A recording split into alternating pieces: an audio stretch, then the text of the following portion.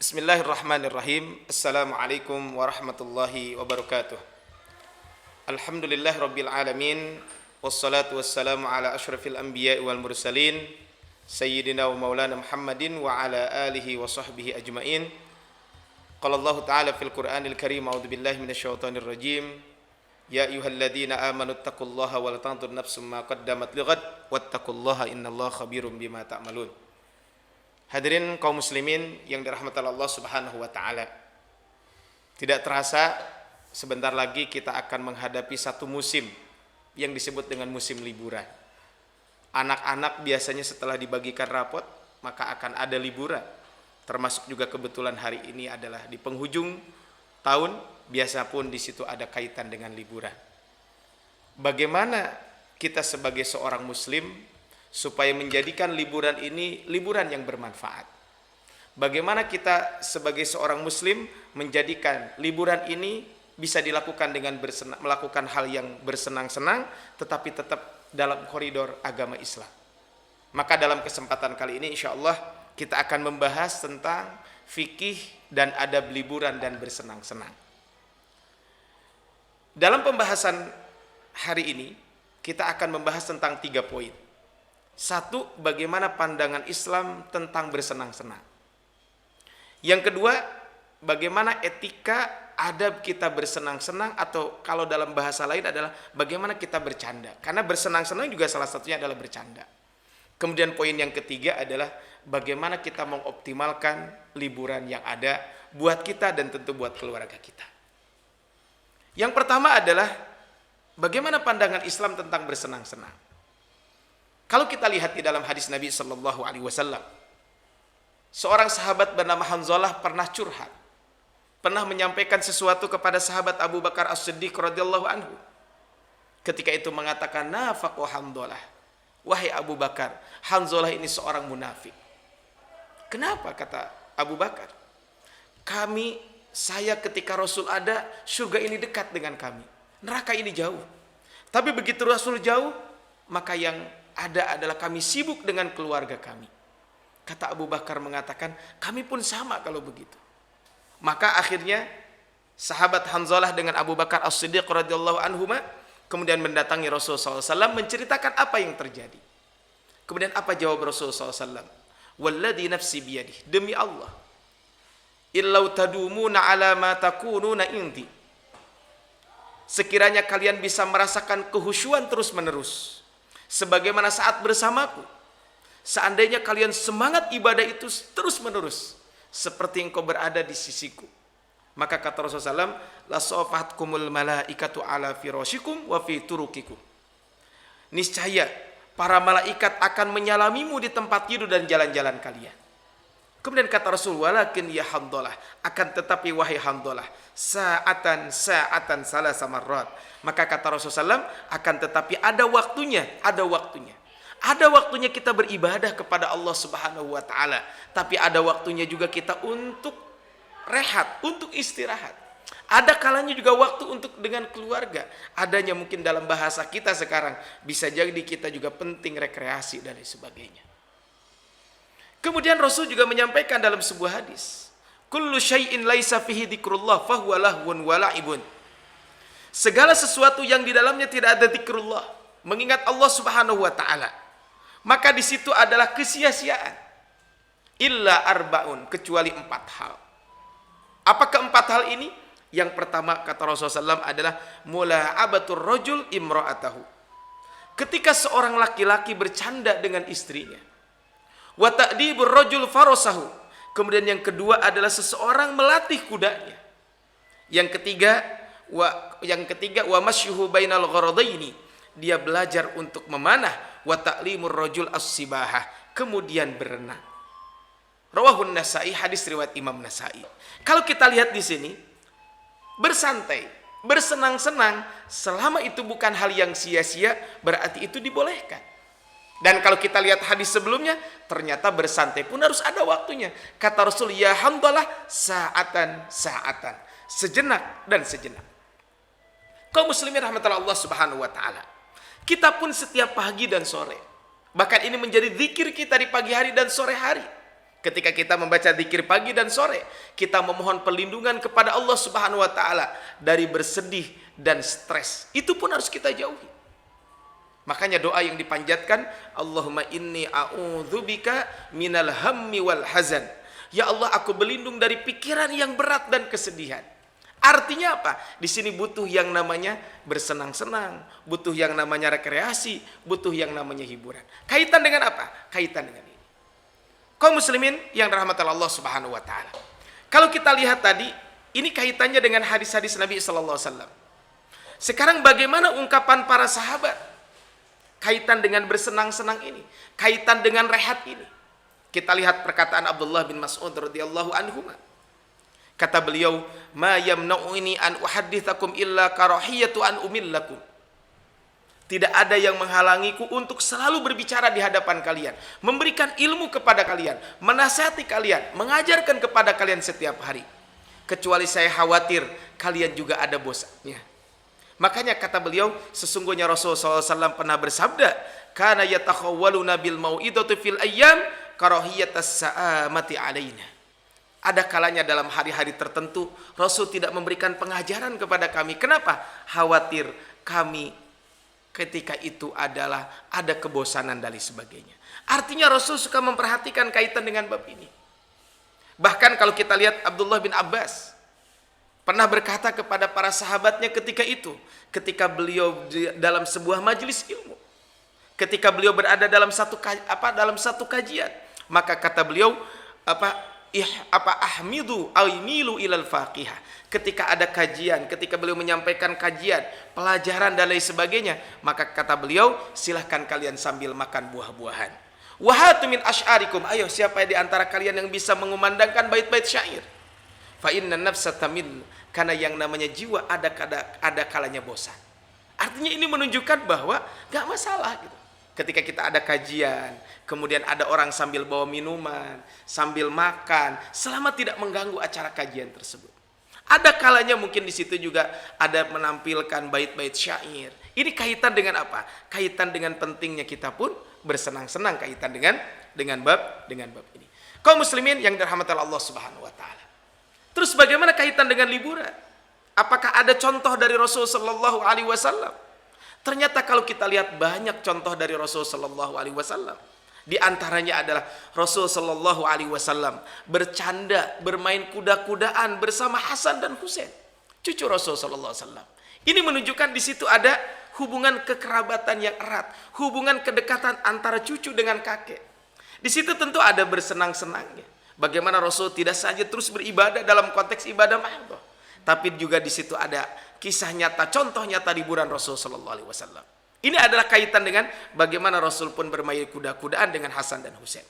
Kemudian berikutnya ada juga Rasul sallallahu alaihi wasallam sebagaimana disebutkan oleh Imam Ahmad, Imam Abu Daud dan Imam Nasai, disebutkan bagaimana kaitan dengan liburan Rasul sallallahu alaihi wasallam. Rasul kadang berlomba lari bersama Sayyidah Aisyah radhiyallahu anha. Ini kata Sayyidah Aisyah disebutkan. Maka ketika dalam satu perjalanan aku ikut bersama Rasul, kemudian para sahabat suruh duluan, kemudian beliau dengan Rasul sallallahu alaihi wasallam, Sayyidah Aisyah, kemudian kata Rasul, ayo kita lomba lari. Ketika awal pernikahan, ketika awal pernikahan ini badan saya kecil dan lain sebagainya, sehingga ketika lomba lari maka aku bisa menang. Kemudian dalam satu perjalanan lain Rasul pun melakukan hal yang sama. Kemudian ketika itu ternyata kata Sayyidah Aisyah, sekarang badan saya sudah bertambah besar, sehingga ketika balap lari dengan Rasul, maka yang menang ketika itu Rasul sallallahu alaihi wasallam. Kemudian kalau kita lihat dalam riwayat lain, kaitan bagaimana Rasul sallallahu juga contoh nyata liburan dari Rasul sallallahu. Rasul pun pernah nonton pertunjukan tari perang bersama Sayyidah Aisyah radhiyallahu anha. Sebagaimana dikutip oleh Imam Al-Bukhari dan Imam Muslim. Sayyidah Aisyah menceritakan bahwa ketika itu beliau melihat orang-orang yang ada di masjid, ya, orang-orang Habasyah sedang memainkan tari pedang, dan ketika itu Sayyidah Aisyah melihat, dan ketika itu ternyata bersama siapa? Bersama Rasul sallallahu alaihi wasallam. Ya. Kaum muslimin rahmatullah Allah Subhanahu wa taala. Berikutnya adalah bercanda dengan kedua istrinya, Aisyah dan Saudah. Ini kan menunjukkan bahwa apa? Di situ ada bersenang-senang, dan di situ pun bagaimana ada liburannya. Sehingga kaum muslimin rahmatullah Allah subhanahu wa ta'ala, kalau kita lihat dari hadis-hadis Nabi SAW, dari perkataan para sahabat, dari contoh yang dilakukan oleh Rasulullah SAW, maka ternyata pandangan Islam kaitan dengan bersenang-senang itu ada waktunya. Selama bersenang-senang itu bukan sesuatu hal yang sia-sia, maka tidak jadi masalah. Termasuk kaitan dengan liburan. Tetapi kaum muslimin rahmatullah Allah subhanahu wa ta'ala, tentu kaitan dengan kita bersenang-senang, wabil khusus mungkin ketika kita bercanda sehingga membuat orang tertawa dan lain sebagainya, maka ada kaidah-kaidah yang harus diperhatikan. Kaum muslimin rahmatullah Allah subhanahu wa ta'ala, bolehkah kita tertawa? Bolehkah kita bercanda? Maka hukum asalnya dibolehkan. Bahkan di dalam surat An-Najm ayat ke-43 disebutkan, dan sesungguhnya dialah Allah yang membuat tertawa, adhaka wa abka, membuat orang tertawa dan menangis. Kata Abdullah bin Abbas, berdasarkan ayat ini, canda dengan sesuatu yang baik adalah mubah, boleh. Rasul pun sesekali juga bercanda, tetapi Rasul sallallahu alaihi wasallam tidak pernah berkata kecuali yang benar. Al-Imam Ibnu Hajar Al-Asqalani menjelaskan ayat ini bahwa kata beliau, Allah subhanahu wa ta'ala telah menciptakan dalam diri manusia tertawa dan menangis. Karena itu silahkan Anda tertawa dan menangis, namun tawa dan tangis harus sesuai dengan aturan kitabullah dan sunnah Rasul sallallahu alaihi wasallam. Sehingga ketika kita bercanda, ketika kita tertawa, kemudian ketika kita bersenang-senang, maka yang pertama adalah tidak boleh menjadikan simbol Islam sebagai bahan gurauan, sebagai bahan candaan. Disebutkan di dalam Al-Quran surat At-Taubah ayat ke-65, wala in sa'altahum, dan jika kamu tanyakan kepada mereka, apala yaqulunna innama kunna nakhudu wa nal'ab. Ketika kalian tanyakan kepada mereka, tentu mereka akan menjawab, sesungguhnya kami hanya bersenda gurau dan bermain-main saja. Kul, katakan, abillahi wa ayatihi wa rasulihi kuntum tastahzi'un. Apakah dengan Allah, ayat-ayatnya dan Rasulnya kamu mengolok-olok? Sehingga tidak boleh kita bercanda. Candanya adalah kaitan dengan mengolok-olok ayat-ayat Allah subhanahu wa ta'ala, mengolok-olok simbol-simbol agama. Yang kedua adalah tidak boleh mengada-ngada dan berbuat kebohongan. Wailul lilladzi yuhadditsu bil hadis yudhika bihil qaum fayakdzibu wailul lahu, kata Rasul. Celakalah orang yang berbicara dan berdusta untuk membuat orang tertawa. Celakalah dia. Hadis riwayat Imam Ahmad. Kemudian berikutnya adalah kalau kita bercanda boleh, tapi tidak boleh menghina, tidak boleh meremehkan dan merendahkan orang lain. Dalam surat Al-Hujurat disebutkan, ya ayyuhalladzina amanu la yaskhar qaumun min qaumin asa ayyakunu khairam minhum. Seorang laki-laki jangan sampai menghina, jangan sampai merendahkan, jangan sampai meremehkan yang lain. Kenapa? Bisa jadi orang yang kita hina, bisa jadi orang yang kita rendahkan, dia lebih tinggi derajatnya, lebih baik daripada orang yang menghinanya tersebut. Wala nisa'um min nisa'in, termasuk juga sesama wanita. Kaitan dengan bab ini dilarang, kaitan dengan bab ini. Asa ayyakunna khairam minhunna. Kemudian yang keempat, tidak berlebih-lebihan dalam bercanda dan tertawa. Kata Rasul dalam sebuah hadis riwayat Imam Ibnu Majah, la tuksiru ad-dhahak. Janganlah kamu banyak tertawa. Fa inna kasratad dhahaki tumitul qalb. Karena dengan banyaknya tertawa akan membuat hati kita mati. Kemudian tidak menakut-nakuti orang lain. Boleh bercanda tapi jangan sampai kita menakut-nakuti orang lain. Tidak halal seorang muslim membuat muslim lain ketakutan. Ini adalah kaitan dengan bab ini. Kemudian berikutnya adalah supaya kita bercanda, kita pun berekreasi, kita pun melakukan sesuatu yang bersenang-senang, maka luruskan niat dalam bercanda tersebut, luruskan niat dalam melakukan kebaikan-kebaikan tersebut, luruskan niat dalam liburan tersebut. Afdhalul a'mal an tudkhilu ala akhikal mu'min surura. Perbuatan yang paling utama adalah Anda membuat saudara Anda gembira. Artinya membuat orang tersenyum, tertawa. Termasuk di sini adalah anak istri kita, keluarga kita diajak liburan sehingga mereka menjadi senang dan sebagainya. Itu termasuk sesuatu hal yang penting buat kita semuanya, karena itu termasuk memasukkan kegembiraan kepada saudara kita. Kata Rasul, afdhalul a'mal, itu termasuk perbuatan yang paling istimewa. Kaum muslimin yang dirahmati Allah Subhanahu wa taala, setelah kita tahu pandangan Islam tentang liburan, pandangan Islam tentang bersenang-senang, itu dibolehkan dan ada waktunya selama itu bukan hal yang sia-sia. Maka yang jadi pertanyaan adalah bagaimana supaya liburan kita ini betul-betul menjadi liburan yang sangat optimal, liburan yang sangat baik, liburan yang bermanfaat, liburan yang mendapatkan kebaikan, liburan yang mendatangkan pahala di sisi Allah Subhanahu wa taala. Tentu ketika kita liburan, kadang kita melakukan perjalanan. Dalam bahasa Arab atau dalam bahasa agama sering disebut dengan as-safar. As-safar artinya adalah bepergian atau menempuh jarak perjalanan. Ya. Dalam bahasa disebutkan safar itu artinya adalah menampakkan.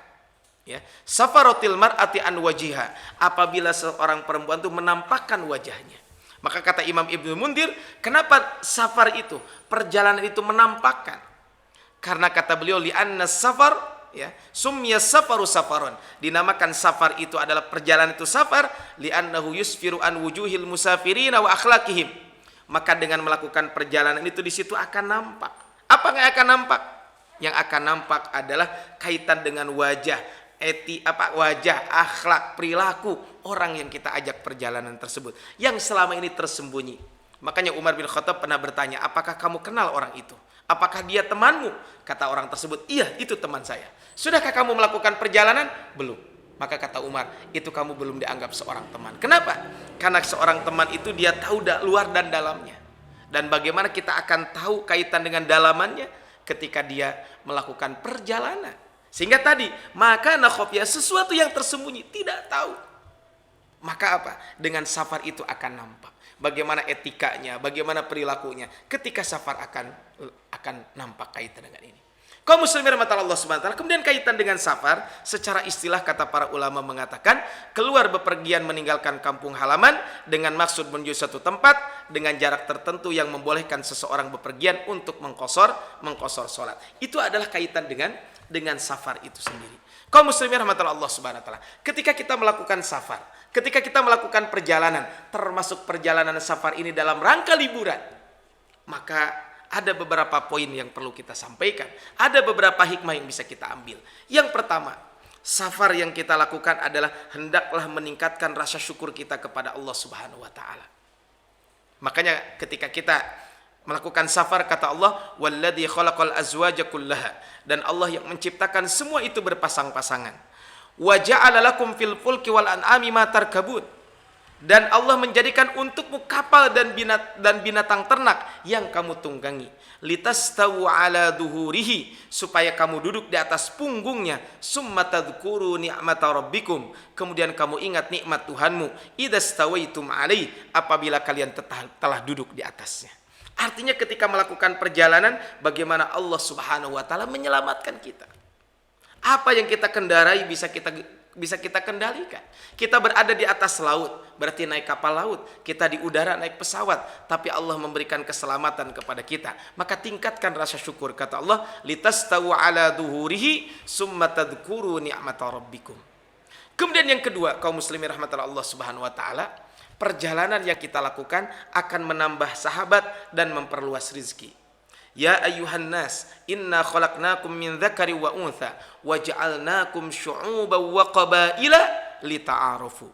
Wahai manusia, sesungguhnya kami menciptakan kamu dari seorang laki-laki dan seorang perempuan, dan menjadikan kamu berbangsa-bangsa dan bersuku-suku, supaya kalian saling mengenal satu dengan yang lain. Ketika kita melakukan perjalanan, kita bersilaturahmi dengan keluarga kita, maka kita akan bertambah sahabat dan memperluas rezeki.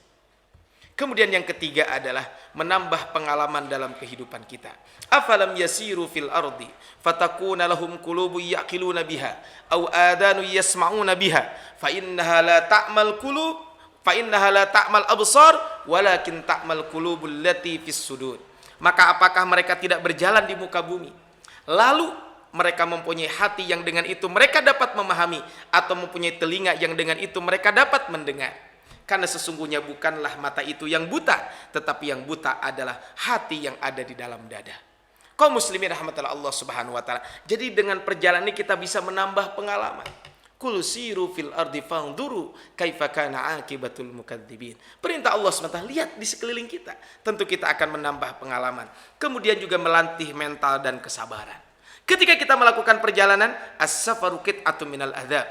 Perjalanan itu atau safar itu adalah potongan dari siksa. Yang apa? Yamna'u ahadakum naumahu wa ta'amahu wa syarabahu. Yang menahan seseorang dari makanan, minuman dan tidurnya yang nyaman.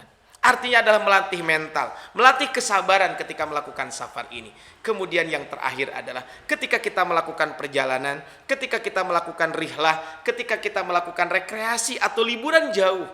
maka ternyata dalam safar tersebut mendapatkan keringanan dalam ibadah dan juga istijabah di dalam berdoa. Kata Rasul ada 3 doa yang mustajab. Salah satunya kapan? Da'watul musafir, doa orang yang melakukan perjalanan.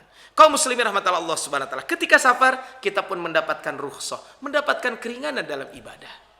Mengqasar dan menjamak salat dibolehkan ketika safar. Ketika bulan Ramadan safar tentu boleh kita tidak saum Ramadan, bukan diharuskan berbuka, boleh tidak saum Ramadan. Tidak terkena kewajiban sholat Jumat, mengerjakan sholat sunnah boleh di atas kendaraan, mengusap khuf atau sepatu yang sejenisnya ketika toharoh, ini kan dibolehkan. Ini adalah di antara rukhsah, keringanan ketika orang melakukan safar. Sehingga kaum muslimin rahmatullah Allah subhanahu wa ta'ala, maka rihlah, rekreasi atau liburan yang kita lakukan, bagaimana liburan ini tetap berdampak, tetap melakukan kebaikan-kebaikan. Maka kaum muslimin rahmatullah Allah subhanahu wa ta'ala, agar liburan kita ini bermanfaat, agar liburan ini berfungsi sebagai liburan yang islami, apa yang bisa kita lakukan? Pertama, untuk menghidupkan sunnah dan mengharapkan ridho Allah subhanahu wa ta'ala. Liburan yang kita lakukan, ayo kita lakukan.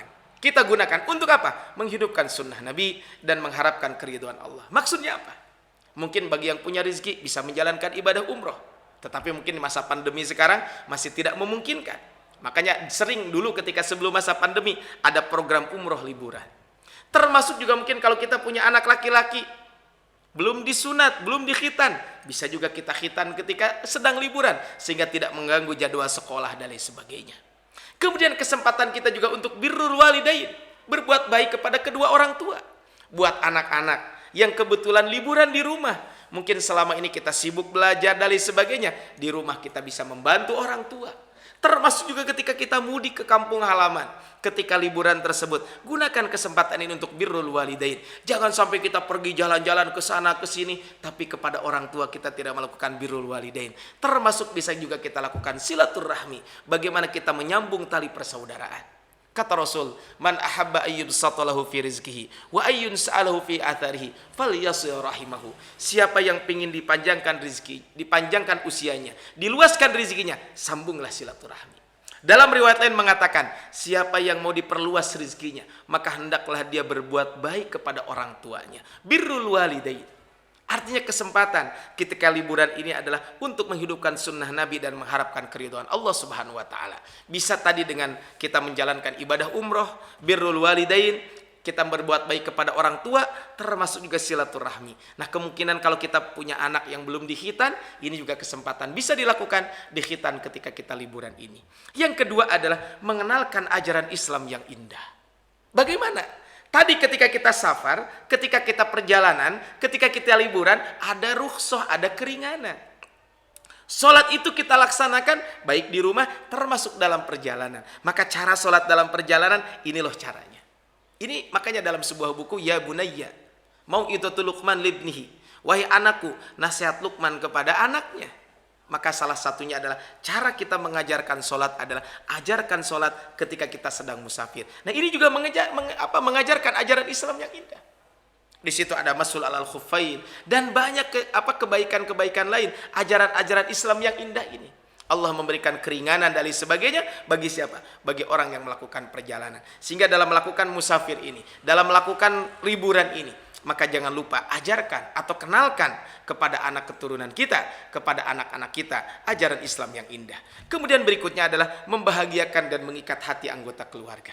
Mungkin ketika selama ini sibuk semuanya, seorang ayah berangkat bekerja, ibu mungkin juga sibuk di rumah dengan mempersiapkan persiapan untuk bekerja ayahnya. Kemudian juga anak sekolah, ibu mempersiapkan untuk sekolah dan lain sebagainya. Maka ketika liburan ini, mungkin semua anggota keluarga ada di rumah, sehingga di situ kita bisa membahagiakan dan mengikat hati anggota keluarga kita. Manfaatkan sebaik-baiknya liburan ini. Mungkin kita tidak bisa pergi keluar kota, karena mungkin kaitan dengan aturan dan lain sebagainya. Maka kita bisa membahagiakan dan mengikat hati anggota keluarga ketika liburan ini.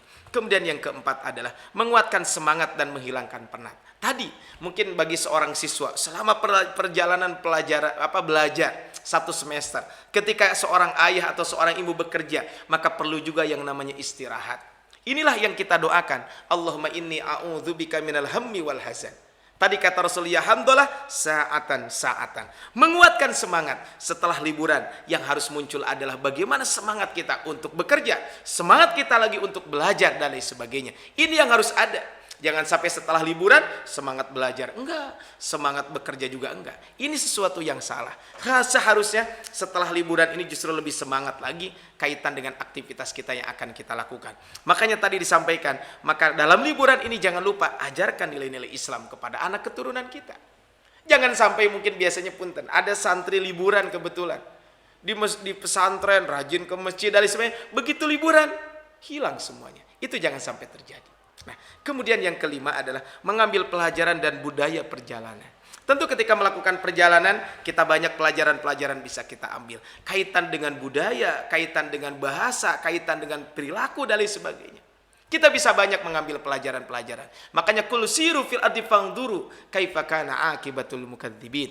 Kita disuruh melakukan perjalanan. Lihat mungkin ada dampak-dampak orang melakukan kesalahan. Kita lihat, oh ini dampaknya, ini pelajaran. Ini orang melakukan kebaikan, ini dampaknya. Maka ambil pelajaran kaitan dengan perjalanan yang kita lakukan. Kemudian yang keenam adalah mempelajari sesuatu yang baru. Tentu ketika kita liburan, mungkin tidak keluar kota, kita di rumah, maka bisa kita mempelajari hal-hal yang baru.